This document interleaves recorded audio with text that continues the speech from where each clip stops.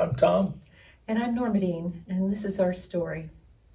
I think before my parents took me home from the hospital, they took me to church. I've known Jesus my whole life, and I gave my life to him when I was 10.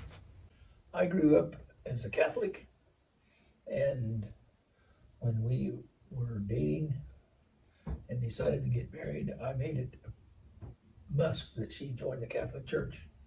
And we lived that way till our kids were born. I shared to him that I wanted our kids to go to Sunday school, and so he tried it my way and soon became a believer. We have walked a very long journey in our lives and known Jesus has been beside us all the time, but we'd like to share a challenging time in our life. Our firstborn son was born with a birth defect called infarction of the small intestine.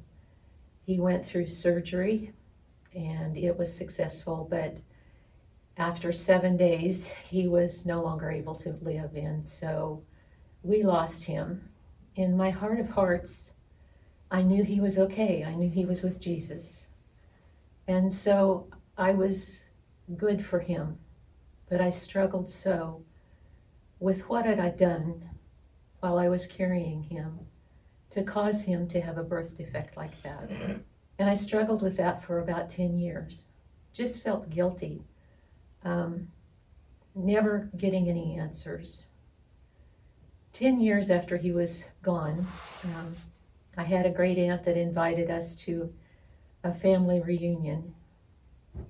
It would have been my great-grandmother's family, and I did not know any of those people, and I did not want to go. God had blessed us in those 10 years with 2 more sons, and we were busy with little boys, but you didn't tell my great-aunt no, so we went. We were in a room full of people that none of us knew, and it was time for family sharing, and Tom had taken the little boys outside to play, and I was sitting all by myself in this crowd of people, really feeling sorry for myself and not wanting to be there, when a gray-haired lady came and sat down beside me and handed me this doily. She didn't say hello. She just looked at me and said, "Did you know that my granddaughter was born with infarction of the small intestine and that she's fine, she lived, but if a baby would have had that 10 years ago, he would have not survived." And she got up and walked off. And I held this doily and I thought, what just happened here? So I got up to try and go find her. I could not find this woman anywhere.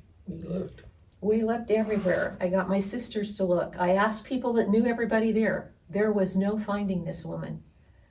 I determined that she was definitely a gift from God, that she was my guardian angel that day. And she shared with me that it was a hereditary thing, that I had done nothing to cause this for him. And I took it as a kiss from God. I left that place feeling totally different than I did when I came in, and I was so grateful to him. He knew my heart was hurting, and he gave me the answers I so needed to hear. I just want to share with you that God is real. He really cares about us. His word is true. He will not disappoint you. He will love you through eternity. It took me a long time to figure that out because I was looking in the trees and messing around, but if you just press into him and lean on him whenever you're in need or whenever you're happy, it works so much better. One thing I didn't share earlier was a comment that I read in a book that said, for those of you who grieve, if you could get a glimpse of your loved ones in the presence of Jesus, you would grieve less. Our journey is a tough one, and the enemy is out to attack us in every way he can. But the word is true. Stay strong, and he will not disappoint you.